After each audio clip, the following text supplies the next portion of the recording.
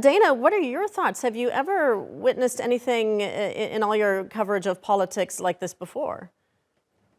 No, I mean, it's unprecedented, I think. And, there's really two things going on here. And I think that, from the outside, if you're not a Tory insider and you're not a political watcher, step back from the politics. And what we saw was the British economy on the brink.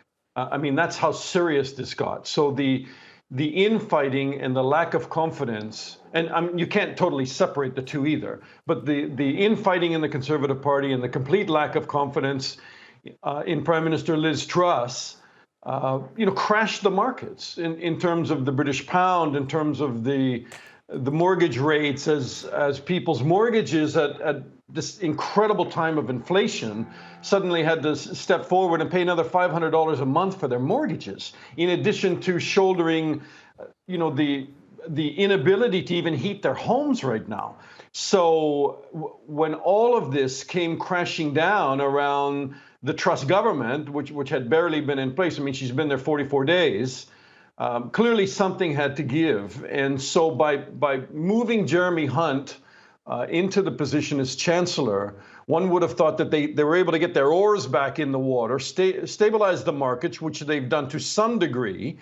But Liz Truss just completely lacked the confidence of her party and is unable to govern.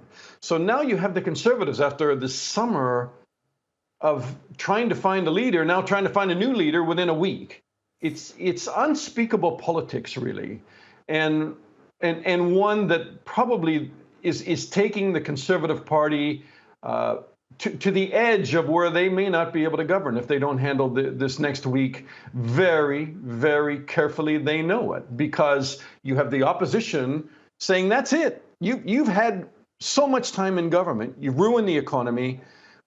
You've created an economic catastrophe, while we are already, just in terms of the world economy, facing so many challenges. Let's have a general election.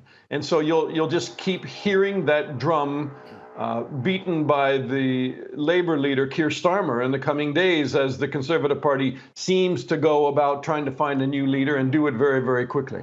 Yeah, we've just seen a statement from Keir Starmer saying we must have a chance at a fresh start. We need a general election. Now, I'm wondering if you've heard any other reaction there in London to her announcement. I know it's only been just about a half an hour since she announced her resignation, but what have you heard? Well, I think from the general public, I think that people are just saying, great, get on with it. I think they've been watching this circus unfold.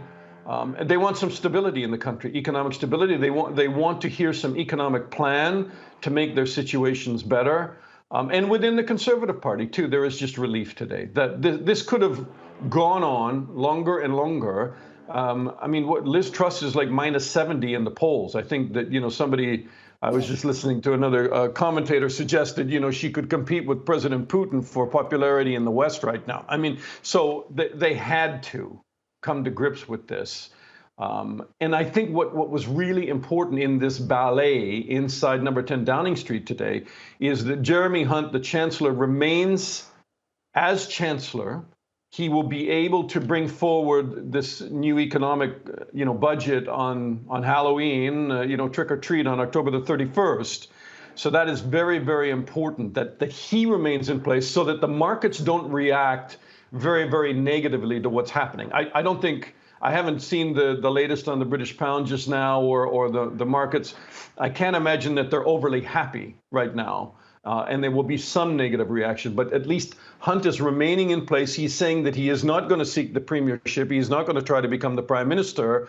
And probably the speculation is that there's some kind of a deal with whoever takes over, that the Conservative Party will keep Jeremy Hunt. Constitutionally, can they do so? I think they can, that they will keep Jeremy Hunt in his position while the next leader is being chosen, whether that be, Penny Mordaunt or Rishi Sunak.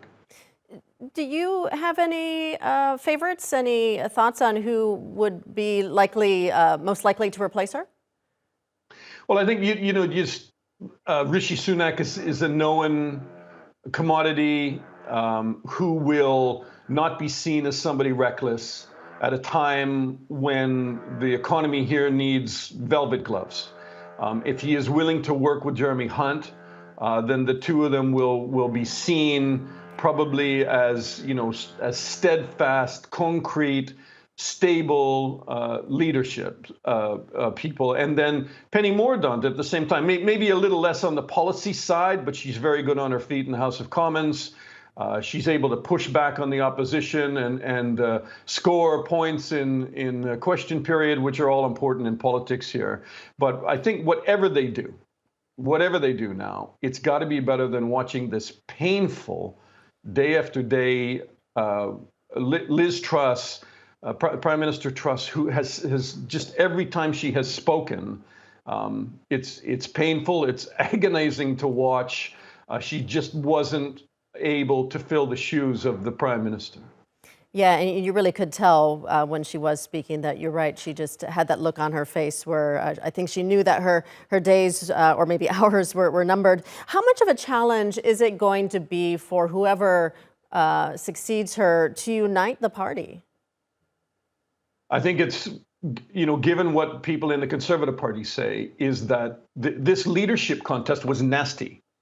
Certainly between the Sunak and Truss camps, and that when she put her cabinet together, she probably made a critical error by not bringing in some of the Sunak people or people from that camp and trying to include them in government.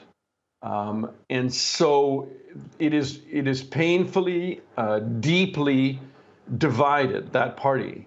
And that will be a major test for the Conservative Party now, because if they cannot come together behind a new leader, they will not be able to govern long term. And they will play, day by day, inevitably, into the hands of the Labour Party and Labour leader Keir Starmer, who, makes the point, okay, this is now the third Prime Minister with no election.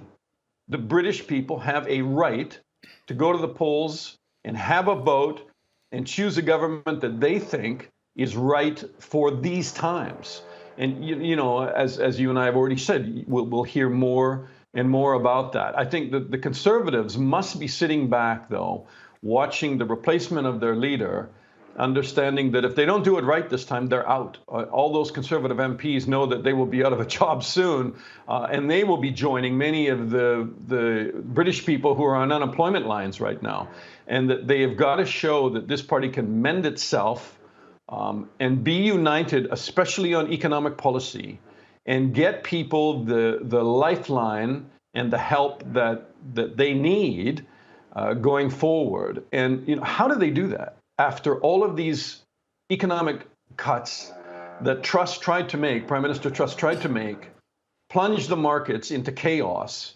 Now there is very little wiggle room for Jeremy Hunt as Chancellor and an incoming new Prime Minister in terms of what they're able to do. The libertarian side of the Conservative Party has lost a huge footing in this change up and removal of Liz Truss. Nobody's going to be able to come in suddenly and say, let's stimulate the economy by dropping all our taxes and making this an investment favorable area. Nobody's going to go through that movie again. So their hands are tied. They're going to have to be very conservative, as a Conservative Party is supposed to be, in terms of their economic policy going forward. All right, Dana Lewis in London. Dana, thank you for that. And